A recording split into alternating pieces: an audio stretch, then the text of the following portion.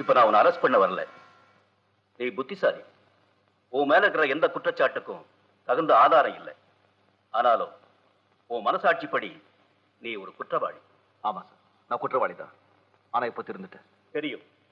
உன்னால எங்களுக்கு ஒரு காரியம் ஆக வேண்டி இருக்கு. பம்பாயிலிருந்து சுமார் 50 லட்சம் ரூபாய் பெருமானோட தங்க கட்டிகளோட கொரில்லான்னு ஒருத்தங்க தப்பிச்சு வந்திருக்கிறான். பாம்பின் கால் பாம்பரிங்கிற மாதிரி நீ நினைச்சா அவனை பிடிக்க முடியும். புது மனுஷனா வாழும் நினைக்கிற உனக்கு எங்க உதவியும் தன்மானமும் கிடைக்கும். சரி சார், நான் செஞ்ச பாவங்களுக்கு பிராயச்சித்தமா இந்த காரியத்தை சேர.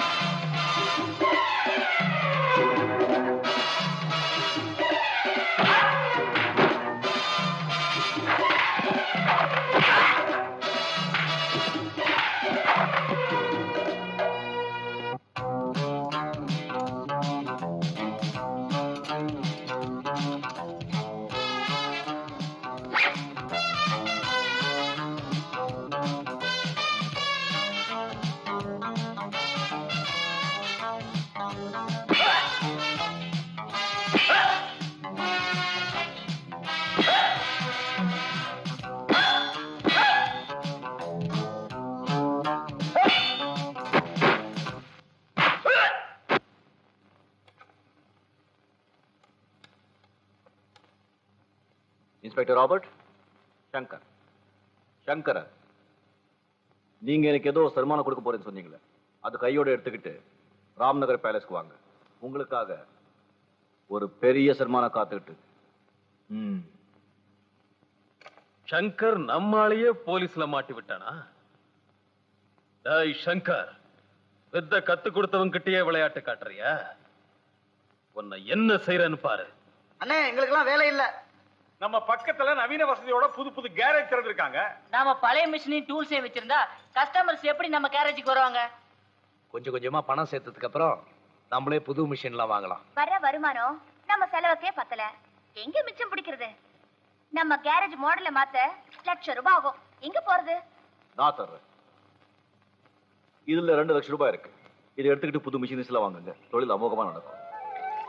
இந்த உதவி நாங்க மறக்க மாட்டோம். இதை நாங்க கடனா வாங்குறோம். வேண்டாம் ராஜு, அதை வாங்காதீங்க. அது எப்படிப்பட்ட திருட்டு பணமோ? அப்ப நாளைக்கு போலீஸ் விசாரணை வந்தா நம்ம எல்லாம் போய் கம்பி அண்ணணும். அப்படி விசாரணை வந்தா நான் பாத்துக்கிறேன், கவலைப்படாதீங்க. இது நான் உழைச்சு சம்பாதிச்ச பணம். உழைச்சா? எப்படிப்பட்ட உழைப்பு? கோவில் உண்டியில வந்து சேர பணம் எல்லாம் எப்படி வந்ததுன்னு கேள்வி கேட்டா எந்த உண்டியும் நிரம்பாது. நான் முந்தி மாதிரி இல்ல, ரொம்ப மாறிட்டேன். ஆமா கிருஷ்ணா, சங்கர் முன்ன மாதிரி இல்ல, திருந்திட்டார். அப்படிங்களா? என்ன மன்னிச்சிருங்க சார். வாங்கலாமா? வாங்கிக்கங்க. தேங்க்யூ.